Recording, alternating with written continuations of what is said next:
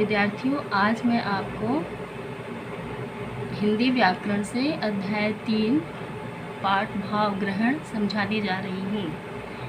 भाव ग्रहण का अर्थ है जो अपठित गद्य खंड दिया गया है उसका अर्थ समझते हुए उस गद्यांश के मूल भाव को ग्रहण करना।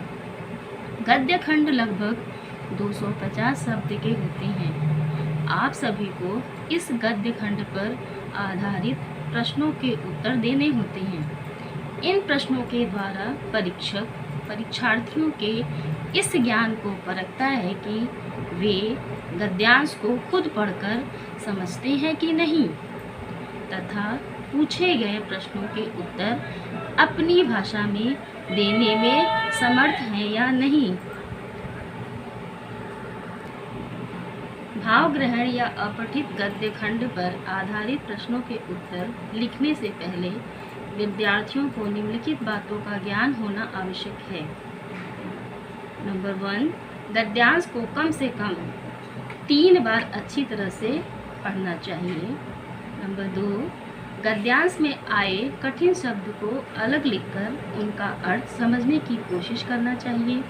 कठिन शब्द के आगे पीछे आए हुए शब्दों के मेल से भी अर्थ को समझा जा सकता है। नंबर 3, गद्य खंड को भली भांति पढ़ने के बाद गद्यांश के मूल भाव को समझ लेना चाहिए कि गद्यांश में मुख्यतः क्या बात कही गई है। नंबर 4, गद्य खंड के मूल भाव में किसी प्रकार कोई भी परिवर्तन करने का अधिकार परीक्षार्थियों को नहीं है।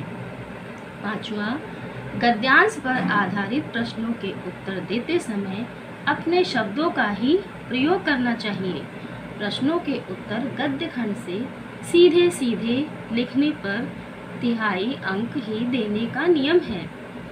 गद्यांश में दिए गए उद्धरण चिन्ह यानी इन्वर्टेड कॉमा का प्रयोग उत्तर देते समय नहीं करना चाहिए। नंबर 6, यदि गद्यांश का शीर्षक पूछा जाए तो शीर्षक अत्यंत छोटा होना चाहिए तथा उस शीर्षक को गद्य के मूल भाव को स्पष्ट करना चाहिए। गद्यांश में कुछ रेखांकित शब्दों के अर्थ या उनकी व्याख्या पूछी गई हो तो प्रसंग के अनुसार ही उनके अर्थ या व्याख्या होनी चाहिए। अनावश्यक शब्दों या उदाहरणों का प्रयोग नहीं करना चाहिए। नंबर 7, बच्चों, नवीनतम पाठ्यक्रम के अनुसार अंक विभाजन में केवल 5 प्रश्न होंगे और प्रत्येक प्रश्न 2 अंकों का होगा।